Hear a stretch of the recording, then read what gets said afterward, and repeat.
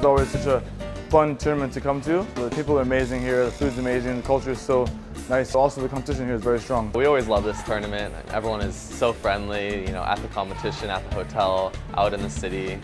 We are getting rides from locals, you know, when we can't flag down a taxi, and everyone is so nice. It's one of the most relaxed tournaments on the circuit.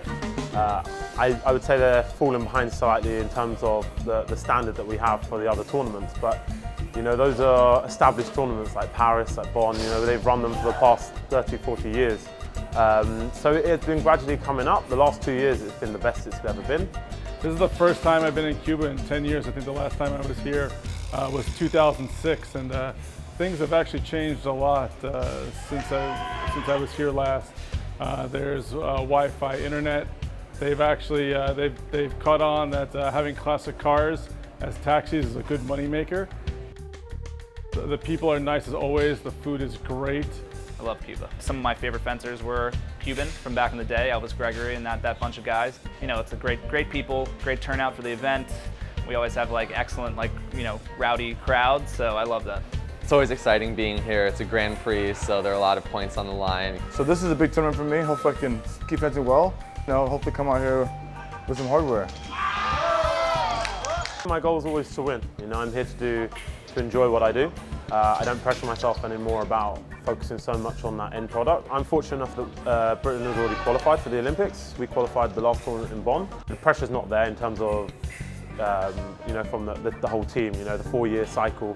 We've done it, so we're there. We can now focus on the Olympic Games. I qualified for Rio after my finish at the last tournament, so there isn't too much pressure on me at this one, which is great. That kind of decides the final spot on our men's 4 individual team, so clearly it's very important.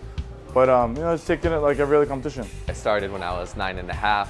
Hanging out with friends has to be cut back a little bit when you're in college or just even through high school, all the training that goes into it. And what I value more are the sacrifices, you know, that my family made, that my friends made, being understanding, my parents driving me to practices after work. I had my scholarship taken away because I was making money modeling.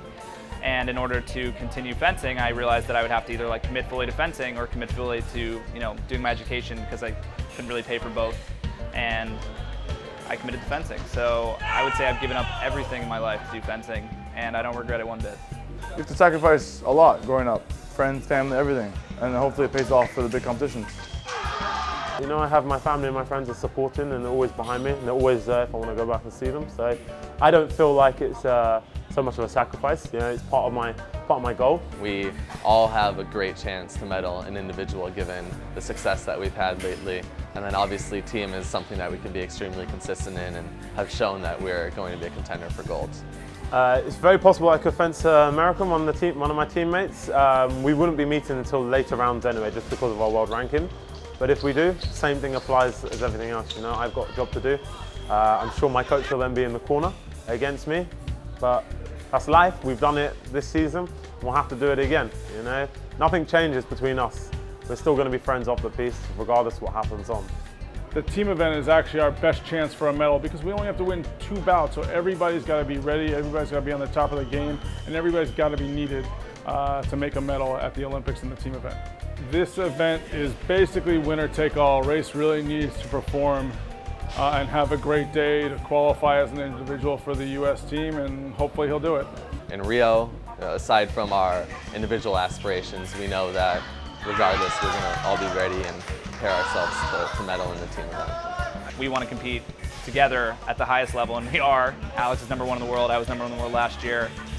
You know, I feel like that kind of young competitor growing up together, watching each other, you know, medaling together and pushing each other has been like a huge part of us being so strong. We have a great shot at medaling and especially getting the gold medal in Rio. I think we're going to be disappointed if we come home with anything other than gold.